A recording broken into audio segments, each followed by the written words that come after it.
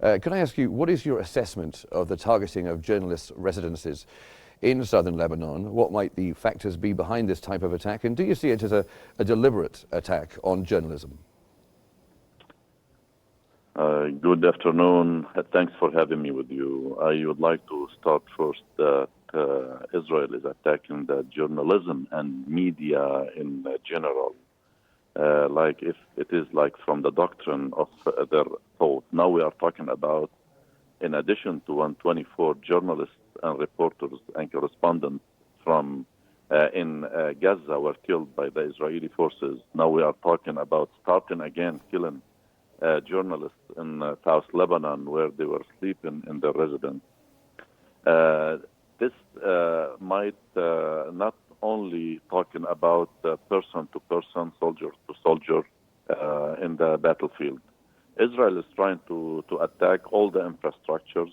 We are talking about hospitals, schools, church, mosques, universities, college, all. And they did it most, the Israeli did up to now, the most they can do by killing, destroying, and trying to show us their certified Holocaust against the Palestinian and Lebanese. Okay, and can you tell us perhaps how can these military strikes by Israeli forces in Lebanon be explained, and what are the possible strategic objectives behind these kind of operations? As I said, they are trying to kill the cause by attacking behind the line of a battlefield. They are trying to do something that never any army did before. I'm talking about the Israelis are taking their people as a human shield, and they are accusing Lebanese people and the resistance in Lebanon as taking a human shield. Now we saw yesterday and the day before that so many soldiers were killed in South Lebanon from their side. I'm talking about the Israeli entity, and it was spotted by the Lebanese journalists and the media, international media. So they were, yesterday they tried night to kill the cameras, to destroy the cameras and kill all what they can, detect any casualties that happen inside their army. They are in for sure, they are in a dilemma. They are in a big failure. They are trying to do what's elusive for them in South Lebanon, and they would like to also make us or the world blind for what's going on. Yeah, to stop people seeing what is happening on the ground. What are the factors that might contribute to the escalation of the current conflict into perhaps a full-scale war? Do you think that there are interested parties that are seeking to achieve this within Israel? I think there is like some kind of, let's say, differences in opinion between the army, the intelligence, and the politicians in Israel. And I think the army wants to stop the war against Lebanon because it's like over their power, and they saw that. We are talking about like in 21 days over, as the Israelis claim, over 1,000 between, I'm talking casualties between dead soldiers and injured, wounded. And they are talking about 32 Merkava 4 up to now, 3 big machine, and we are talking about 3 to 4 drones, plus personal carriers, armored personal carriers. They didn't say how many. And so it's a big casualty in 21 days up in front. And up to now, they couldn't, like they are starting at first, as I always said. They said it's a land war. We are going to invade Lebanon. Then they said it's an incursion. Now they are talking about infiltration.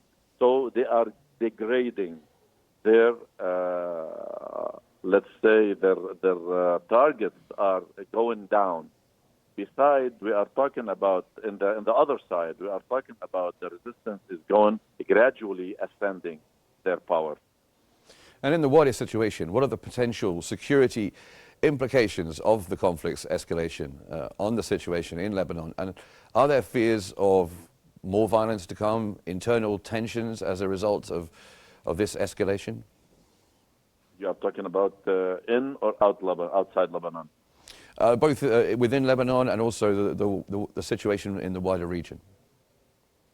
I think if the Israelis don't stop now this and commit their ceasefire, as what Biden said, like on last May, I think we are going into expanding war, full-scale war, as we say, and it will be like a conventional war, might go to, let's say, connecting front between, I'm talking about Ukraine, Russia, to the war in the Middle East, because we know that the main goal of Israel is to dominate the area and they thought by killing the spiritual leader and the top leaders in Hezbollah and Hamas, this will stop. No, it looks like they are very recovering fast. They are recovering very fast, and they are still in power in this battlefield, and they are, let's say, they are offending instead of defense in a defense position. They are now in offense position. I'm talking about the resistance. So in case Israel doesn't stop, I'm talking about specifically the enemy Prime Minister Netanyahu. If he doesn't stop at this point, and he's like making some kind of cohesion area, like between his existence and the entity existence, it means that he's talking about, if I die or if I lose, Israel will die and Israel will lose. And I think this will not be tolerated anymore by the inside Israelis. Now, maybe if the war will continue, I think the war, as I said, it will not only be provisional or I'm talking about like it will not stop between Israel and Lebanon. It might go beyond Lebanon to Iran, and then we will see a big war in the region. This will not. The Israelis cannot tolerate. I'm talking about 1 year, about 30 months, 1 year and 1 month up to now. This is the longest that Israelis could go into war for such long period of time. I don't think they can tolerate it anymore. I'm talking about inside. I'm talking about economic-wise, military-wise, strategic-wise, and all what they had in mind. I think they are disappearing. They are vanishing now.